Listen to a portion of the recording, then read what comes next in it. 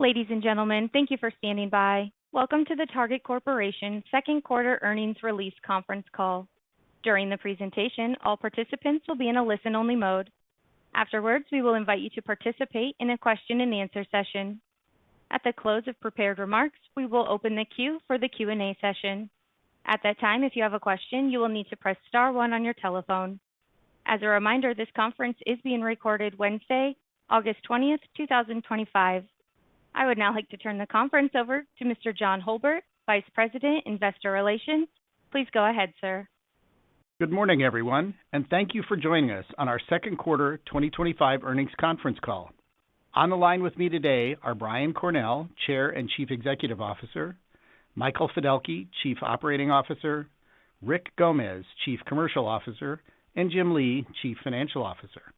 In a few moments, Brian, Michael, Rick, and Jim will provide their insights on our second quarter performance and outlook for the rest of the year, and also share their perspective on today's announcement regarding CEO succession. Following their remarks, we'll open the phone lines for a question-and-answer session. This morning, we're joined on this conference call by investors and others who are listening to our comments via webcast. Following the call, Jim and I will be available to answer your follow-up questions.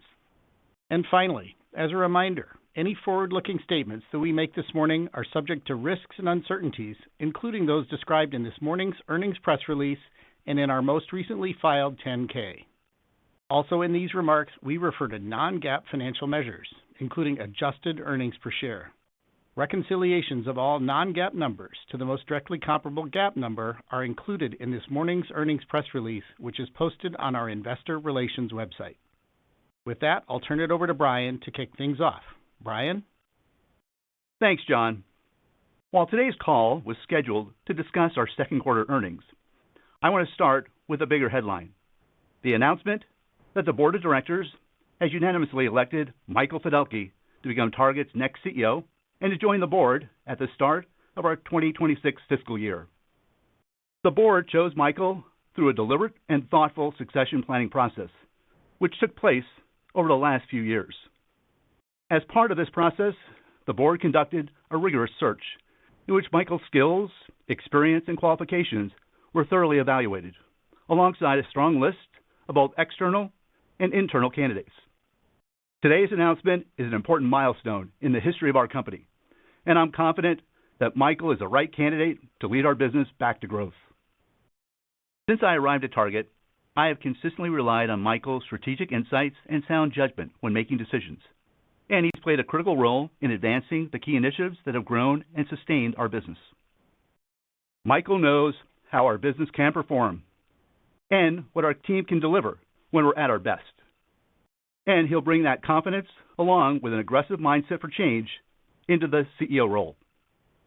Through a wide range of career experiences, Michael has developed a deeper knowledge of our business and greater insight into our organization than anyone I know.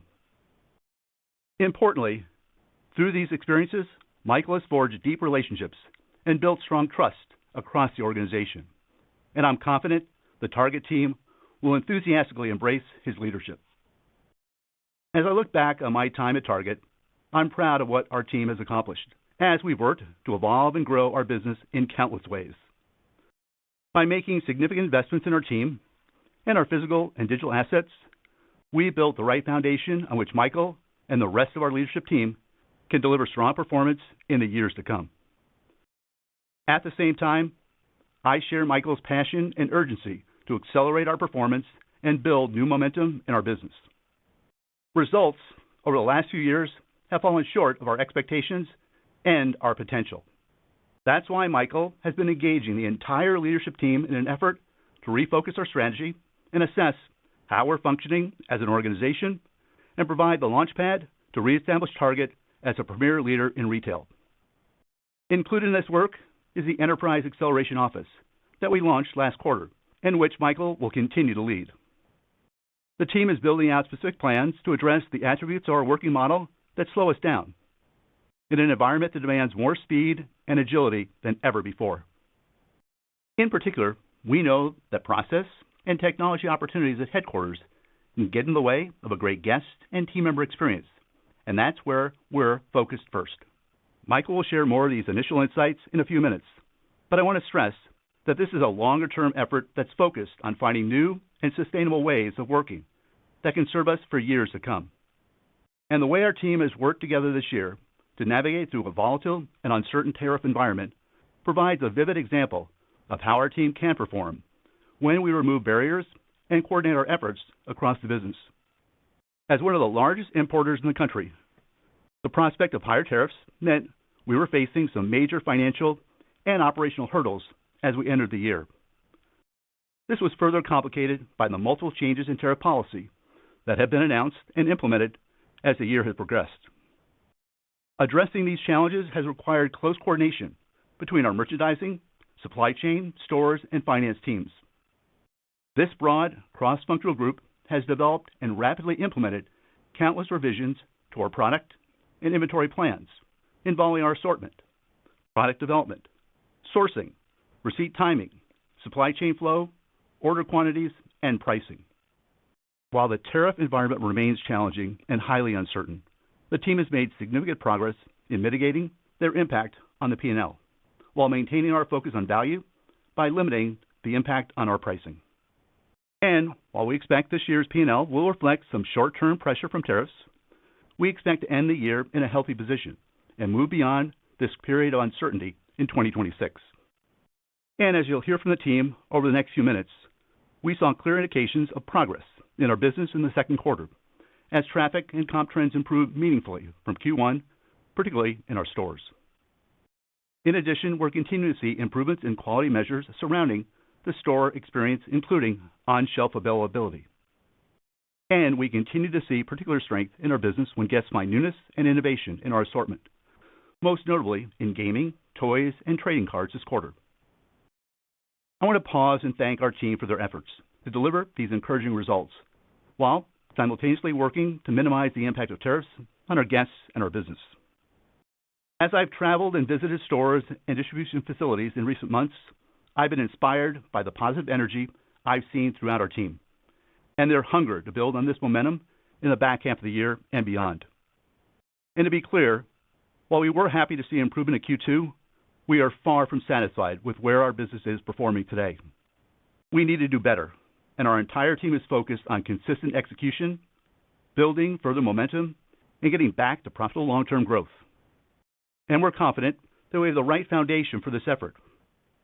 Nearly 2,000 well-located, well-maintained stores located in all 50 states, a $31 billion own brand portfolio supported by best-in-class product design, development, and sourcing capabilities, an assortment that includes best-loved national brands in every category, and world-class brand partnerships, including Apple, Starbucks, Levi's, and Champion. A growing and profitable first-party digital business, which provides the fuel for rapidly growing high-margin businesses like Roundel and Target Plus. One of the biggest loyalty programs in the country in Target Circle, which offers a growing list of services, including personalized discounts, same-day delivery, and 5% off when using our credit and debit cards. And of course, an outstanding global team, united in supporting our guests and each other. Surrounding all these assets, capabilities, and our team, we're fortunate to be part of an iconic brand that's developed a unique relationship with American consumers. It's a relationship we should never take for granted. We need to continually invest and evolve how we serve our guests, just as their wants and needs will continue to evolve over time. I am confident that under Michael's leadership, the team can strengthen the Target brand and deliver profitable growth. And I'm firmly committed to supporting Michael and the entire Target team as we work together to improve our performance, finish the year strong, and enter 2026 with renewed momentum across our business. With that, I'll turn the call over to Michael. Thanks, Brian, and good morning, everyone. I'm honored and eager to step into the role of leading the company that I love and truly believe in.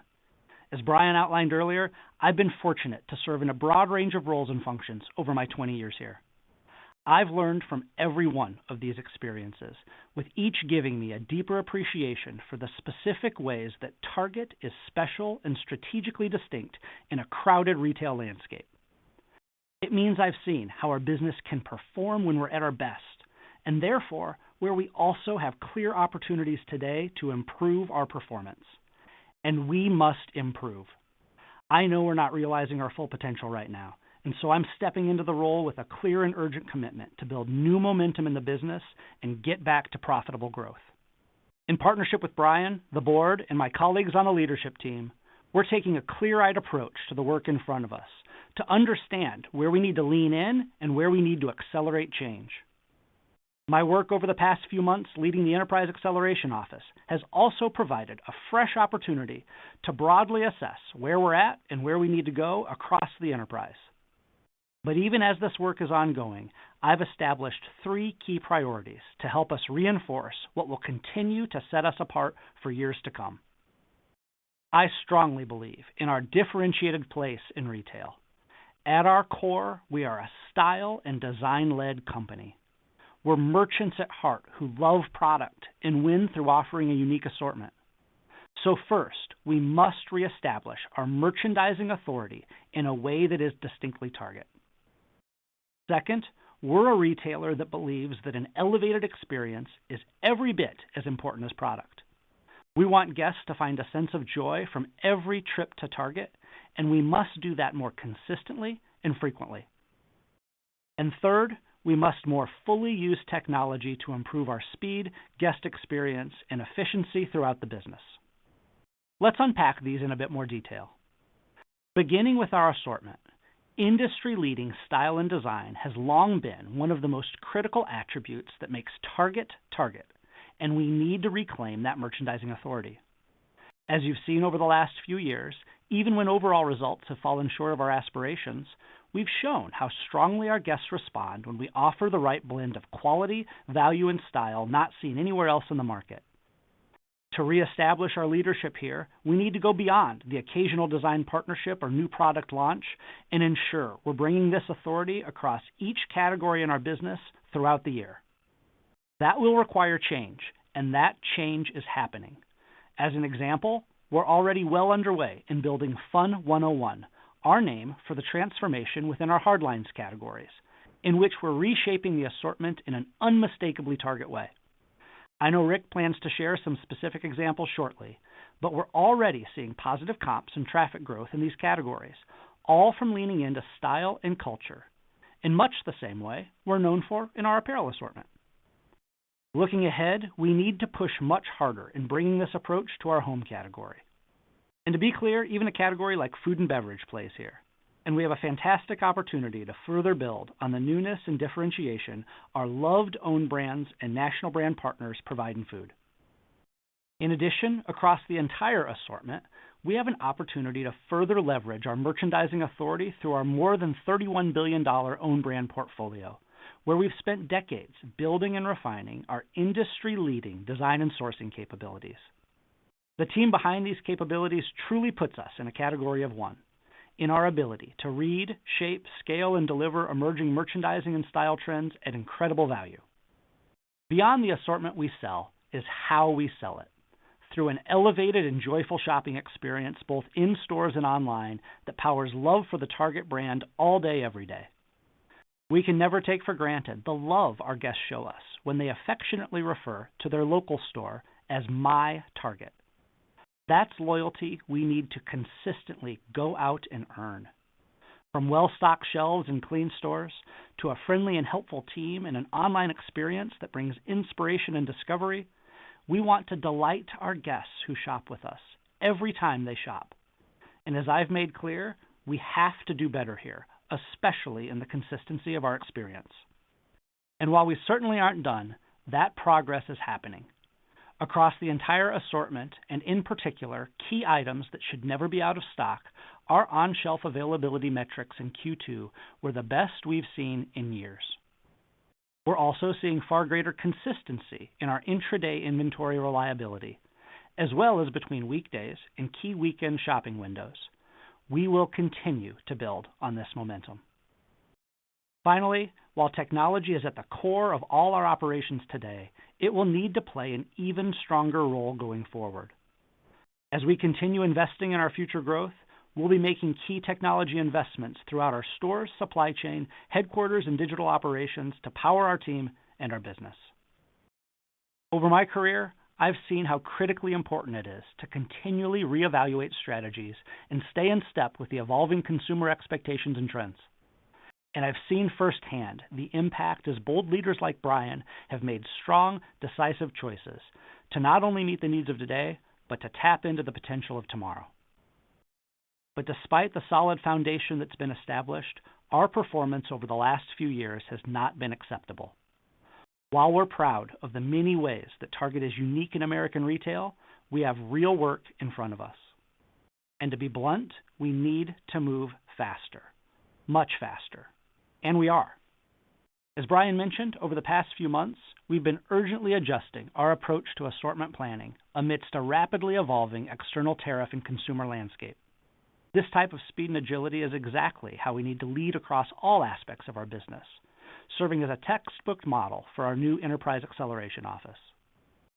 While the work of this office is just beginning, we've already identified areas of opportunity and we're acting on them, with a focus on leaning into and embracing the role of technology in greater ways across all of our operations.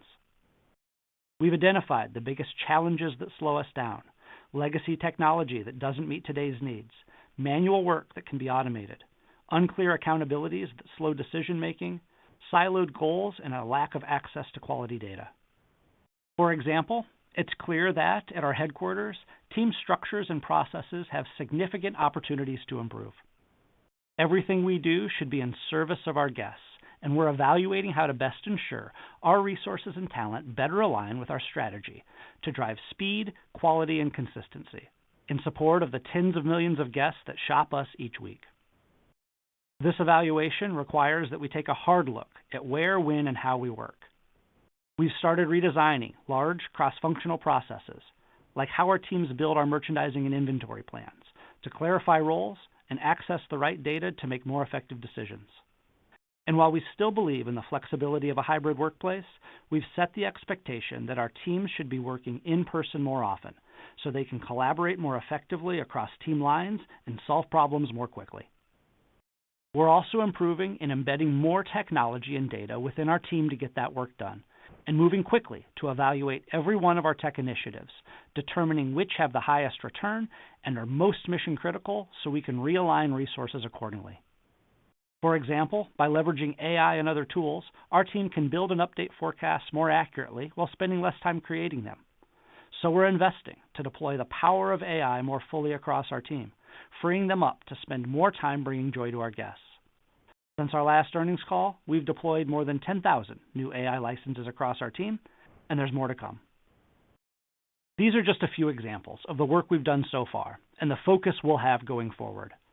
Solving these challenges will require changes, both big and small, across technology and data, process and structures, and organizational behaviors. And I'm committed to ensuring our teams clearly understand our priorities and are relentless in our pursuit back to growth. As I get ready to pass things over to Rick, I want to thank our team for continuing to show up for our guests, our stakeholders, and each other, and for the progress you delivered in Q2 that we'll build on going forward. I share your hunger to win, and I'm committed to helping us do just that. To Brian, thank you for your stellar leadership and mentorship over more than a decade. To the board, thank you for the trust that you have placed in me to lead this company. And to our shareholders, thank you for your continued interest and support of our business. I'm eager to continue this conversation with you in the years to come. Each quarter, we will continue to provide meaningful updates, and I hope you'll feel the urgency that I see across this team to move this company forward, back to growth, back to our style authority, and back to a shopping experience that helps all families discover the joy of everyday life. With that, I'll turn the call over to Rick. Thanks, Michael, and I want to offer my congratulations to you as well. I'm excited about what this announcement means for Target, and I look forward to continuing to work with you as we collectively write the next chapter for Target. Brian, I also want to thank you for the opportunities you have provided me and the lessons I've learned under your leadership. Thank you for all you have done for me personally and for all of us at Target. Turning to our second quarter results, which demonstrated some tangible signs of progress on our path back to growth, while our current performance is far short of our aspirations, we're pleased with the sequential improvement we saw across each of our 6 core categories from the first to second quarter, led primarily by improvements in store traffic trends. In total for the second quarter, comparable sales were down 1.9%, a nearly 2 percentage point improvement to Q1. Sales trends were strongest in the digital channel, where comparable sales grew 4.3%, with notable strength in same-day delivery powered by Target Circle 360, which grew more than 25%. In terms of category performance, you'll notice a familiar theme to what I've shared in prior quarters, how newness and style-forward product at an incredible value continues to be what resonates most with our guests. In Q2, performance was led by Fun 101, our updated approach to bringing greater style and cultural relevance to our hardlines assortment. With this new approach, we saw growth of more than 5% in Q2, our strongest quarterly comp in this category since 2021.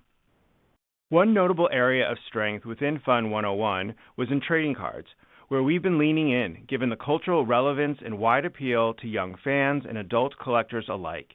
As a result of doubling down on this assortment, trading card sales are up nearly 70% year to date, driving hundreds of millions of dollars of incremental sales, making us a top market share player in this category and putting trading cards on track to deliver more than $1 billion in sales this year. Also in Fun 101, trend-forward tech accessories like brightly colored headphones and phone cases and toys priced under $20 are leading to share growth in these categories, a trend we intend to build on in the coming quarters. And of course, within electronics, we saw an incredible response to the launch of Nintendo Switch 2, in which we were among the top retailers in terms of overall sales and market share performance. The affinity between the Nintendo and Target brands has long been incredibly strong, and we are excited about the continued strength we expect to see in the back half of the year, both from hardware sales as well as the attachment of software and related apparel, toys, and collectibles. Food and beverage categories grew slightly year over year, driven by newness and floral offerings around key moments like Mother's Day, along with new, trending flavors throughout the assortment, including beverages, ice cream, snacks, and other backyard barbecue essentials. In Q2, beauty sales were down slightly, though we did see many bright spots throughout the assortment. In our core beauty assortment, which represents more than 95% of our total beauty sales, we saw notable strength in skin, bath, and hair care categories, which all grew low single digits. Before turning to our expectations for the balance of the year, I want to spend a little time sharing an update on our recent announcement in which we mutually agreed with Ulta Beauty not to renew our partnership when it concludes in August of 2026. Trends and expectations can change rapidly across virtually every sector of retail, but this is particularly true in beauty. We're proud of what we were able to accomplish in our partnership with Ulta Beauty, and will both continue to focus on providing an inspirational shopping experience for the remainder of our partnership. Over time, in light of shifting consumer trends, we believe we have a compelling opportunity to repurpose this space to meet those changing needs. As we turn the page to Q3 and beyond, we're already well into the back-to-school and college seasons, a particularly important time for our guests and Target's second-largest seasonal moment of the year. While a lot of the season is still ahead of us, both back-to-school and back-to-college are off to encouraging starts. Guests are responding to our value offerings, including essential school supplies, where we've maintained last year's prices. From $5 backpacks to 50-cent boxes of Crayola crayons, we want to ensure students will have everything they need for a successful start to the school year. And we're showing up for the true classroom heroes as well by offering teachers exclusive discounts and support with school registries for everything they will need for the year. In fact, this year we have seen hundreds of thousands of teachers take advantage of our registry program, up significantly from last year. On the back-to-college front, our style-forward mix-and-match dorm sets at unbeatable prices are doing well and showcase yet again the importance of providing style, quality, and affordability within our assortments. And as students and non-students alike look to refresh their wardrobes, we're so excited about our latest collaboration, Champion for Target. Having launched just over a week ago, early signs suggest this is going to be very popular with our guests, and initial sales trends are better than we originally expected. including more than 500 stylish, sports-inspired items across apparel, accessories, footwear, and sporting goods for kids through adults. This collection is designed exclusively for Target and blends Champion's iconic heritage with the modern design and premium fabrics consumers expect from Target. And as the seasons turn from warm summer days to cool fall nights, we are excited about our plans for all of the remaining seasonal moments that are just around the corner, including our plans for Halloween and the Q4 holiday. From pumpkins to throw blankets and decor to Halloween candy and costumes, we are delivering incredible amounts of on-trend newness and value throughout this year's assortment. In fact, nearly one-third of this year's Halloween candy assortment is new, and around 75% of our home assortment is new as well. While we are planning cautiously for the back half of the year, given continued uncertainty and volatility, that won't stop us from leaning into what consumers want, ways to amplify and celebrate the seasons affordably with family and friends, without sacrificing on style or quality. From managing through a rapidly changing tariff landscape to developing assortments that match the wants and needs of the moment, I am constantly inspired and impressed by our team and the passion and care they show for each other and our guests in all that they do. Thank you, Team Target, for your unwavering dedication to bring joy to the lives of the tens of millions of guests we are fortunate to serve. With that, I'll turn the call over to Jim. Thanks, Rick. I also want to offer my congratulations to both Michael and Brian. One of the many reasons I chose to come to Target was the opportunity to serve on the leadership team with both of you, and I'm excited about the opportunities ahead of us to accelerate our performance in the quarters and years ahead. In the second quarter, net sales were down 0.9% from a year ago. This was nearly 2 percentage points better than our Q1 performance, led by an even stronger improvement in our store sales trends. Both traffic and basket trends improved as well. As Rick covered earlier, we continue to see healthy growth in digital, and within our non-merchandise sales, Roundel, Target Plus, and membership all delivered double-digit growth compared with last year. Across the months of the quarter, sales trends were notably stronger in June and July than they were in May, and for the 35 subcategories for which we track market share, we've gained or held share in 14 so far this year. While we are far from satisfied with this performance, we were encouraged to see improvements in our share performance in the latter part of the quarter, giving us confidence that trends have stabilized and are positioned to move in the right direction. Our second quarter gross margin rate was a percentage point lower than a year ago. This decline was primarily the result of about 210 basis points of pressure within merchandising, reflecting inventory adjustment costs related to the slowdown in our first quarter sales, combined with the tariff-related pressures, including purchase order cancellation costs. These pressures were partially offset by improvements in inventory shrink, worth about 130 basis points of benefit in the quarter. For the full year, we continue to expect about 80 basis points of operating margin rate benefit from lower shrink, which, when combined with the 40 basis points of benefit last year, will bring this year's shrink rate down to pre-pandemic levels. I also want to pause and comment on our Q2 ending inventory, which was about 2% higher than a year ago. This increase was driven by purposeful investments in our frequency categories to support in-stocks and other reliability measures. In addition, this year's inventory reflects higher product costs than a year ago, driven by tariffs and other pressures. As such, our Q2 ending inventory units saw a low single-digit decline versus last year. Bottom line, having completed the necessary inventory adjustments we had planned for the first 2 quarters of the year, we feel good about our inventory position as we enter Q3. Moving down to expenses on the P&L, our second quarter SG&A dollars were 0.1% lower than a year ago, driven by strong expense control across the organization.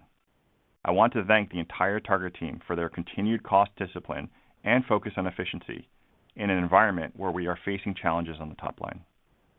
At the bottom of the P&L, the business generated GAAP and adjusted EPS of $2.05 in the second quarter, compared with $2.57 a year ago. It's notable that the vast majority of this decline was driven by the combined impact of inventory adjustment costs and tariff-related costs.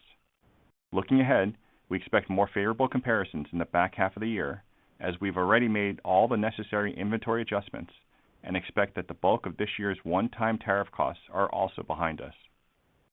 Before I turn to capital deployment, I want to briefly cover our after-tax return on invested capital, which measures the quality of our investment decisions over time. For the trailing 12 months through the second quarter, our business generated an after-tax ROIC of 14.3%. While this is a strong after-tax return on an absolute basis, it's one of the many financial measures we expect will improve over time. Turning to capital deployment, I want to quickly reiterate our priorities, which have been consistent for decades. First, we fully invest in our business in projects that meet our strategic and financial criteria. Second, we support the dividend and look to build on our decades-long record of growing the per-share dividend annually. And finally, once the first two goals have been satisfied, we look to deploy any remaining excess cash to repurchase shares over time within the limits of our middle-A credit ratings. Regarding the first priority, we've invested approximately $1.9 billion in capital expenditures so far this year and continue to expect full-year CapEx in the $4 billion range as we open new stores, remodel existing ones, and invest in our supply chain and technology, all in support of our goal to deliver a fast, reliable, and differentiated shopping experience for our guests. Regarding the second priority, we returned just over $500 million in dividends to our shareholders in the second quarter, and the upcoming Q3 per-share dividend will reflect a 2% increase that was approved by the Board of Directors in June. Regarding the last priority, given the uncertainties we were facing, most notably from tariffs, we did not repurchase any shares in the second quarter. However, given the performance of the business in Q2 and the agility our team has demonstrated in navigating the tariff environment, we should have the capacity to repurchase shares in the back half of the year. However, we'll approach this activity cautiously and remain steadfast in our goal to maintain our middle-A credit ratings.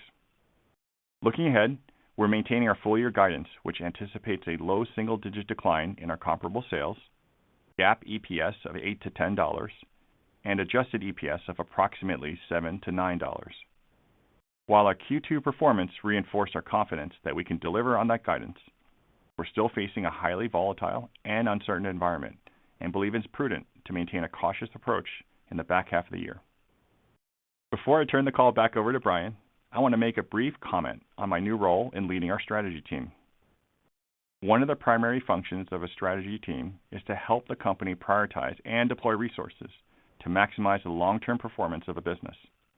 And while our work as a leadership team to refocus our strategy is ongoing, I'd like to build upon Michael's comments on areas that are clear themes. First, we will continue to leverage our stores as fulfillment hubs. It's an incredibly fast, efficient, and capital-light approach to running an omni-channel business. And to ensure our store teams can deliver an outstanding in-store shopping and digital experience, we're investing in technology and process improvements to further streamline the fulfillment process. Second, as Michael covered, we need to make decisions and work more quickly in an increasingly dynamic and unpredictable environment. This involves changing how we work and make decisions, and applying a continuous productivity mindset in order to fuel investments, including the rapid deployment of technology solutions to operate more efficiently and win in the marketplace. Third, we will lean further into the aspects of our business where we are already strong and differentiated, including style and design and the shopping experience. And within our merchandise assortment, we have an opportunity to further amplify areas of strength and market share leadership. Areas that include baby and kids, swimwear, beauty, health, and toys. And finally, you will see us lean further into our role as an accessible partner for other brands, vendors, and retailers. We already benefit from strong partnerships with vendors including Starbucks, Apple, CVS, Disney, EssilorLuxottica, and Champion. We see an opportunity to lean further into those relationships while being open to new ones down the road. Another example is our recent decision to invest in the more than 100 retail partners on our Shipt marketplace by eliminating markups on same-day deliveries from their stores. Target's desirability as a partner is a unique attribute of our brand and the way we go to market, and we'll be looking for more opportunities to leverage that strength in the years ahead. Now, I'll turn the call back over to Brian and Michael for some closing remarks. Thanks, Jim. For the past 11 years, I've concluded each of our earnings calls before moving to your questions. Today, I'll pass the baton to Michael to share his closing thoughts. I want to thank each of you for your engagement over the past 11 years, and I'll look forward to speaking with you one last time during our third quarter earnings call. Michael, over to you. Thanks, Brian. I'm truly grateful for everything I've learned from you and eager to bring those lessons to my work with you and the rest of the leadership team as we begin writing the next chapter in our company's history. Before taking your questions, I want to reinforce a few key points I've made this morning. First, while we're encouraged by the momentum we've been seeing in the business, we're far from satisfied with our current performance. The entire leadership team is bringing a sense of urgency to our work to return this company to growth. Next, the way we will get there is by being unapologetically and unmistakably Target. That means we need to fully recapture our merchandising authority and signature style, elevate the guest experience consistently, both in stores and online, and more fully leverage technology to help us move faster. In standing here today, I am more confident than ever in our future potential. We have invested heavily over the past decade to position ourselves for long-term sustainable growth, and that is exactly where we're headed. I'd also like to take a moment to address our teams in our stores, our supply chain buildings, and our headquarters locations around the world. I'm incredibly proud of all you do day in and day out to bring joy to the tens of millions of guests that shop us every week. You're truly the best team in retail, and my aim is to move at pace with accountability to improving performance and driving growth. Let's rally together for an outstanding finish to the year and show the world what we can accomplish together in the years ahead.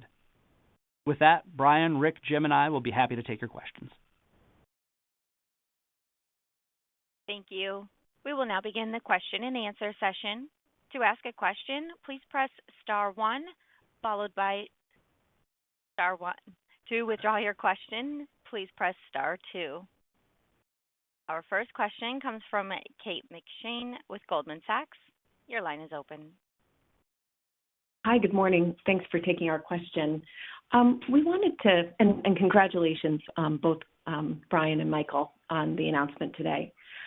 We wanted to ask a question focused on price, just what price increases were taken during the second quarter as a result of tariffs, and what your expectation is for the second half.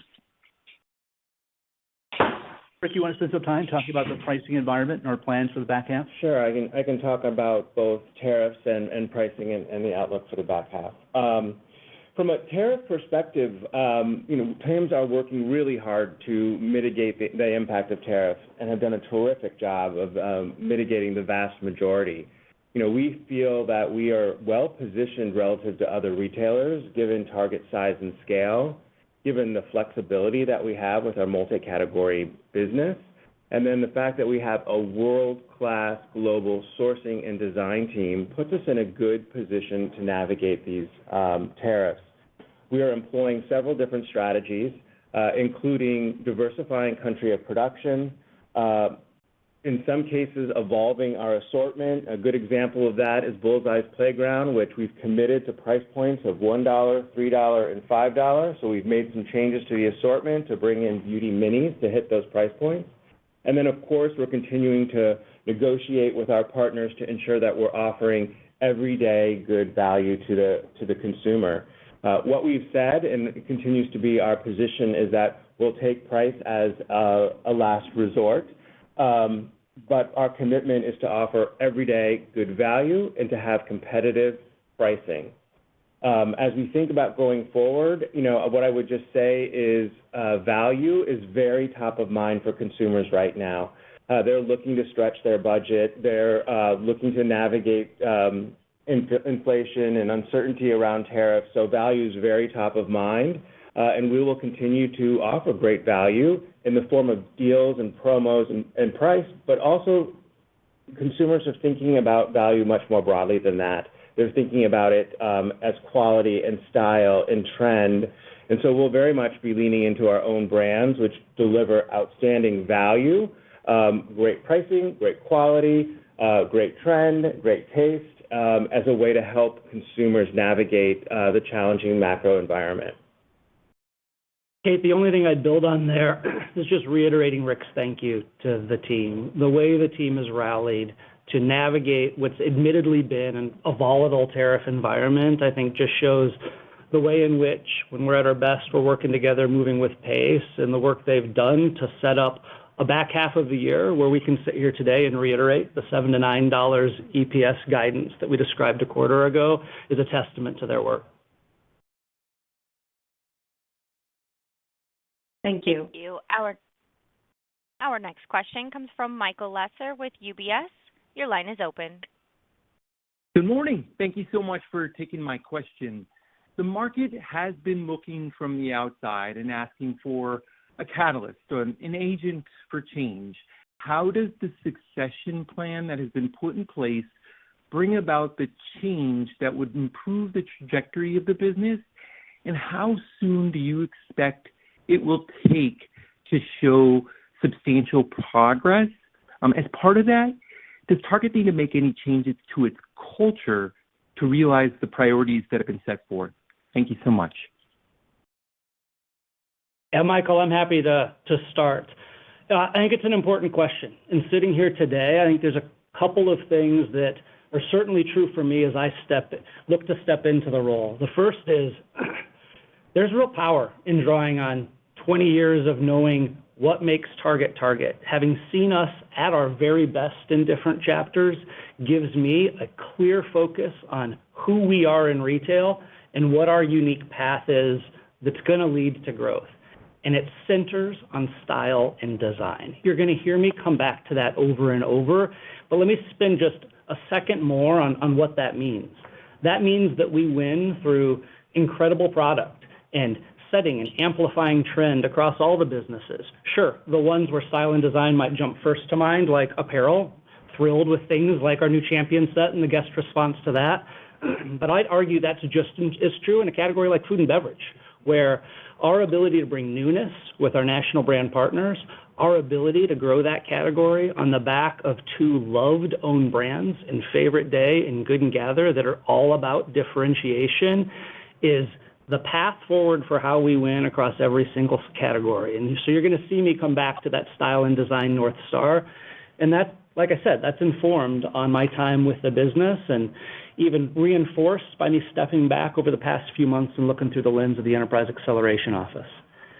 You'll see me pair that North Star with real candor and assessment on where we're at and where we need to do better.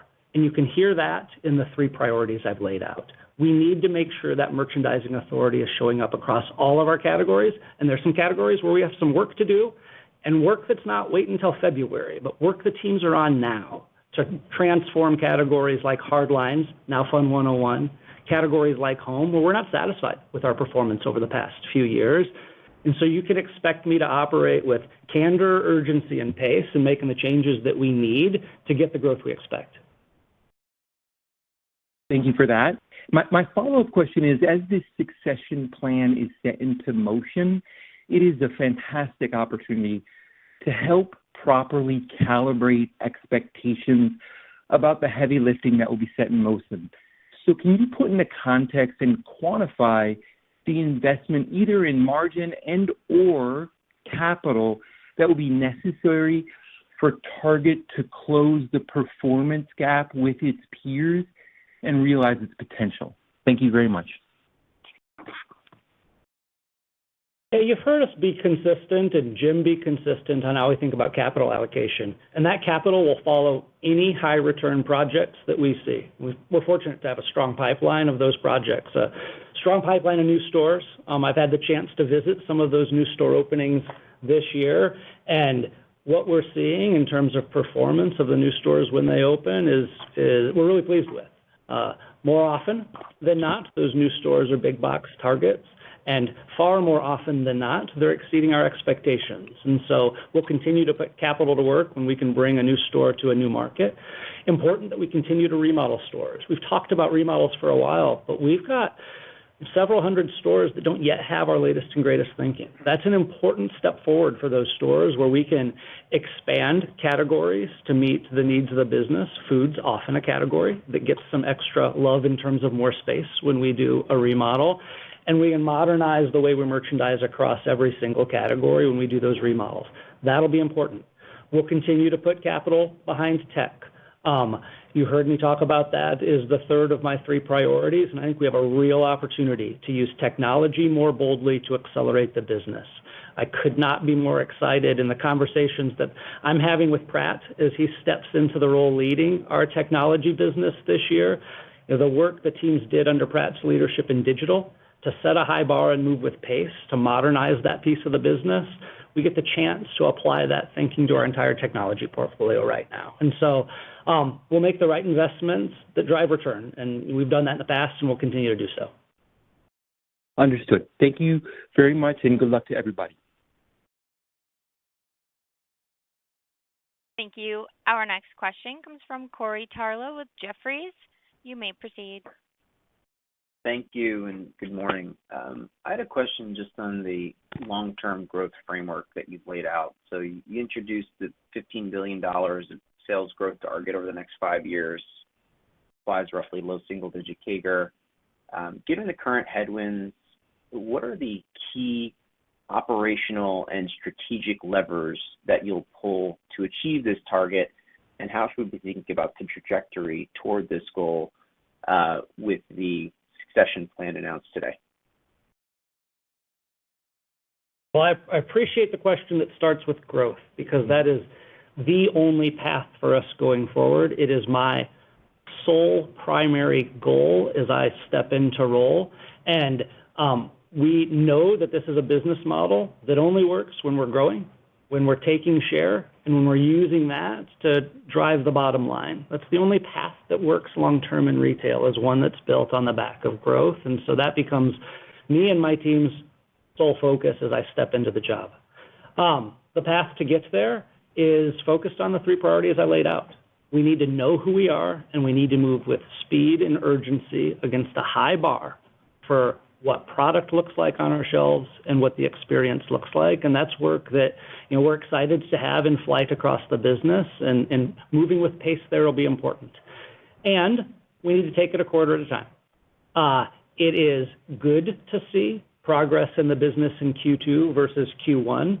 To be clear, you heard each of us say it in different ways. We are not pleased with a quarter that has a negative comp, but to take a step forward across all 6 of our key categories in Q2 versus Q1 is a step in the right direction. We need to build on that momentum as we look at the back half of the year and into next year. Great. Thank you very much. Just to follow up on traffic and market share dynamics, with traffic obviously impacting comp and discretionary spending being pressured, what are specific merchandising or pricing strategies that you're implementing to drive frequency and basket size, particularly relative to key competition in today's environment, where price is of increasing sensitivity among your key customers?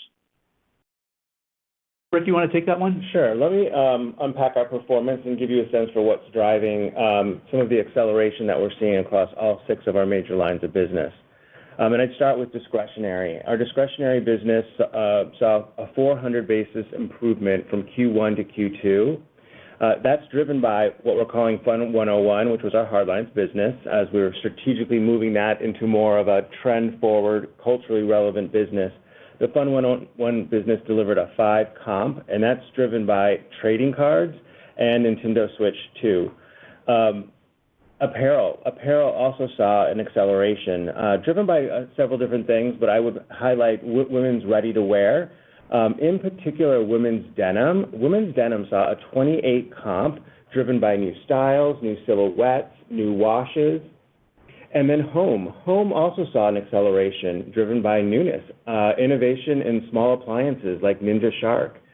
And then to frequency, I mentioned food and beverage, where our beverage business saw a 6.5-point comp, driven by prebiotic sodas, new energy drinks, new seasonal flavors. And then beauty also saw growth in some key categories. And I'm talking about our core beauty business, which is 95% of our business. We saw growth in skincare, hair care, and bath. So really the common theme through these categories, we're seeing when we deliver newness that's on trend, it's stylish at an affordable price point, the consumer reacts and we drive sales. So that's really what our focus will be for the back half of the year, is to continue to deliver that newness at an affordable price. I think that there's something that's important for the long term, and the theme you heard Rick amplify there. It is about product and assortment and getting that style and design leadership and newness across the categories. I mean, that is the bright spots in the business that we see powering Q2. You can expect much more of that as we remake categories like Hardlines, now Fun 101, and Home. It starts with product, and great product that leads with style and design is where we see strength. As we remake some of those categories, that's where we're going to lead in. Great. Thank you so much for the color, and best of luck in back to school and holiday. Thank you. Our next question comes from Joe Feldman with Telsey Advisory Group. Your line is open. Yeah, thanks for taking the question, guys, and congratulations, Michael, on the CEO spot. So with merchandising, how do you guys change the mindset of the team that's in place now? Like, do you how do you stimulate that change, I guess, given the existing teams in place? I don't know, maybe it's for Rick and Michael, but thanks. Joe, I think Rick would be happy to talk about that. I'd be happy to talk about it. It's style and design is not new to Target. Style and design is core to our DNA, and that's kind of who we are and who we have been. We have built a design team and a sourcing team over decades that live and breathe trend and design. And the way we're going to build momentum is by building on the green shoots, leaning into where we see bright spots. And I'll use the home category as an example because we've talked a lot about that. The home business is not where we want it to be, but we do have some bright spots. And kids' home as an example, Pillow Fort. When we did Pillow Fort in a collaboration with Disney and Marvel, we saw growth. On Casa Luna, which is our premium bedding, we did new colors, new patterns, new fabrics, and we saw growth. Now what the team needs to do is say, okay, we need to do more of that, more consistently, more frequently across bigger parts of the business. So right now the team is very focused on Threshold. It's our largest home-owned brand, and they've been working on that, and you will see next year changes across the assortment, across categories. And what I'm really excited about is it's not just the product, we're also changing the experience in store that's going to facilitate more discovery and inspiration. So that is how we're building momentum, and we're going to keep pushing until we can get all 6 of our core major businesses back to growth. That's very helpful. Thank you. And then just a follow-up on the tariff comments. If I heard the prepared remarks, I thought you guys said the bulk of the tariff cost is behind. Can you maybe clarify that? Or maybe it was the bulk of one-time tariff costs? Can you just Jim, why don't you take that one? Understand that. Yep, Joe, I'd be happy to take that. In Q1, as you might recall, I mentioned 2 primary headwinds facing us in the balance of the year, and that was related to inventory adjustment costs. All of those have been taken care of in the first half of this year, so we're clean from a second half perspective. And then we talked about tariff costs. The majority of the tariff-related costs that we had signaled was related to one-time costs, primarily driven by order cancellation costs. But the vast majority of that hit us in Q2, so you won't see significant portions of that going forward. And just to build on that, Joe, to Jim's point, it's the one-time things that we're focusing on there. Obviously, the straight cost impact of tariffs will be with us as long as the tariffs are with us. To build on our inventory position, because I do think that's an important point, we set out a goal to make sure we liked our inventory position as we exited Q2, and we achieved that goal. You'll see inventory up just a couple % on the balance sheet. It's up more than that. That growth is all coming from investment in our frequency categories. And you've heard me say consistently, getting more in stock is a key goal of ours. Some of that inventory investment is in direct support of that goal.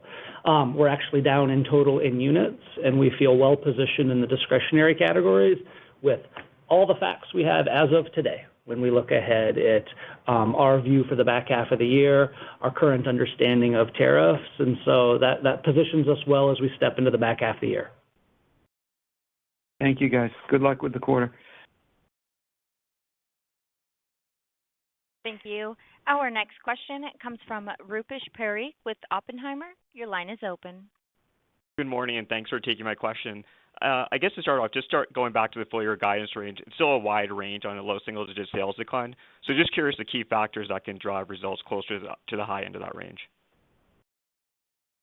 Hey, Rupesh, it's Jim. As I mentioned in my remarks, Q2 performance certainly increased and reinforced our confidence at delivering within the $7 to $9 range. But given that there's still quite a bit of runway left for the year and a lot of heightened uncertainty with consumers and tariff uncertainty, we thought it was more prudent just to take a cautious approach and maintain that guidance. And certainly we'll be watching this closely. Great. And then maybe my follow-up question. So Michael, just going back to the three key priorities that you laid out, just curious whether you see a need to make additional labor investments to execute on those priorities. Yeah, it's a good question, Rupesh. And one of the things that we're spending some time on is looking at how we leverage each store in support of the different parts of the business. And so I'm gonna zoom out here for a second to provide some context to what I mean by that. We've seen over the last half decade some incredibly good things happen in the business. We built a profitable $20 billion digital business, and what feels like it happened overnight in those first couple of years of the pandemic where we saw so much of that growth. And there is no doubt in my mind that wouldn't have been possible without the incredible role that our stores played to support that growth. They let us support all of that digital business with great speed to our guests, great cost. Like I said, that profitable business is a result of the economics that come with store fulfillment, and in a capital light way. And so I wouldn't trade any of those outcomes at all. And we know if you're a store director today or a team member in stores, the world has gotten more complex in our buildings than it was 5 years ago. You're juggling that digital business growth and working every day to maintain a great in-store experience. And you've heard me say from the start of the year, bringing more consistency to that in-store experience is a key priority of ours. So some of how we unlock that is stepping back and saying what roles are best suited to do what thing. We've had a test in Chicago running this year where we've made some pivots and said some stores are built to fulfill. They've got a big back room. We can put a lot of pack stations in the back.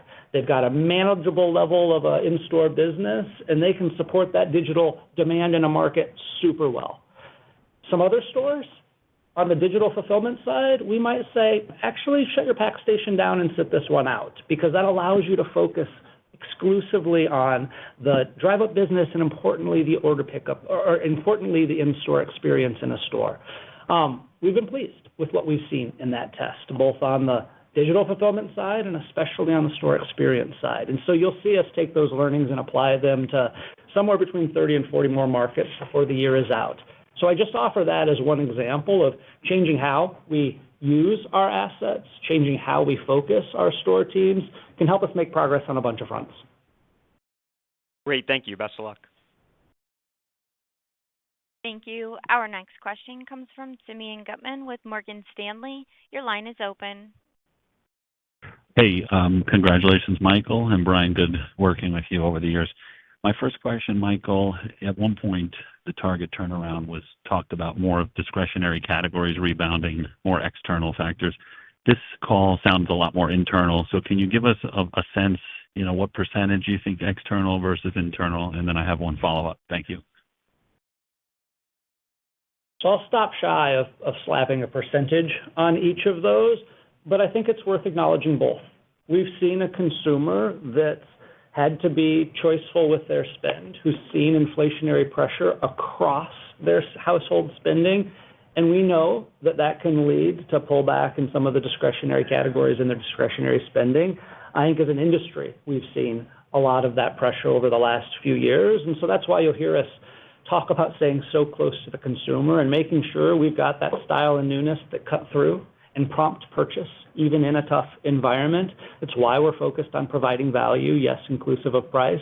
And so those things from a macro perspective continue to be important. And to be clear, we've got work to do. We need to make sure we're leading on our front foot across every single category in our portfolio. The pockets of green shoots you heard Rick talk about, we need to turn those into a field of green shoots, and that's where the teams are focused. We need to make sure the experience pays off the expectations that our guests have. Some of you have heard me talk about this before, but we know to many of our guests, even with a growing digital business that I expect to grow further, to them, Target's a place. It's a place that they love. They actually refer to it in pretty unique language because they'll use the possessive. They'll say, my Target. That's a compliment that we take really seriously, and we know we have to go out and earn by delivering a great guest experience, and that's where you'll see us focused. And then with regard to the financial plan, you were part of this year in setting the plan.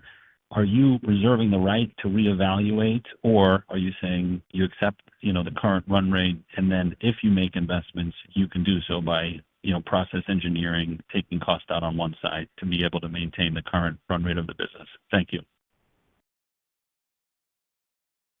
Well, you feel free to pile on to this one, Jim, but we're always evaluating. I think the goal of a retailer should be nimble. And so if we find new opportunity, you can expect us to talk about it and chase it. We feel good sitting here today that the guidance we laid out a quarter ago, we still see great line of sight to as we look at the back half of the year. As you heard Jim say, there's a lot we'll monitor there with respect to the consumer, with respect to tariffs, but we were pleased with the progress we made in Q2, even if we weren't pleased with the absolute outcome, and we feel good sitting here as we look at the back half of the year. But I'll reiterate, retail's about being flexible. Retail's about being nimble in response to opportunities we find, what we see in the consumer, how we can remake our business to better meet those needs. And so that's a journey that I expect we'll be on for quarters and years to come, and it's our job to bring you along when we see opportunity and describe it in the right way. But sitting here today, our outlook for at least the balance of this year is included within the guidance. Operator, we have time for one last question. Thank you. Our last question comes from Edward Kelly with Wells Fargo. Your line is open. Yeah, hi, good morning, and Michael, congratulations. I wanted to ask you about, comp momentum. Maybe could you provide a little bit more color on what you've seen in back to school? And then as we think about the back half, how are you thinking about the puts and takes? Traffic compares, are a touch easier. You probably have some tariff pricing. When are you thinking about when you can get back positive comps? Yeah, I'm happy to start. We do sit here right in the middle of back to school and back to college season. In fact, I got to experience back to college for the first time, taking a kid to college. So I was not only a Target leader, but a guest in the middle of that season this year. I will say there is perhaps nothing more energizing than getting out in stores during the back to college season. And so a huge thank you to all of the store teams, all of the merchandising teams that have stocked us with incredible product for back to school and back to college, and the way in which that experience is coming through in store right now has just been really a giver of energy in the trips that I've been on out in the market over the last couple of weeks. We're encouraged by where we sit so far in both of those seasons. And neither of them are done, and so we've got a lot of these seasons and important seasons in front of us, but it's been good to see the guest response. And in back to college specifically, what we see the guest responding to is the trend in style and design leadership. Frankly, we had some opportunities last year with not leading with enough front-footed fashion in our back to college assortment. We've addressed that this year, and it's been great to see the consumer lean in. Operator, that concludes our second quarter call. I want to wrap up by congratulating Michael once again. Hopefully for all of you who are with us today, you realize Michael is day one ready to move into this role, and I'm really excited to see Michael step into the chair as the new CEO of Target. So thanks for joining us today, and we'll look forward to seeing you soon. Goodbye.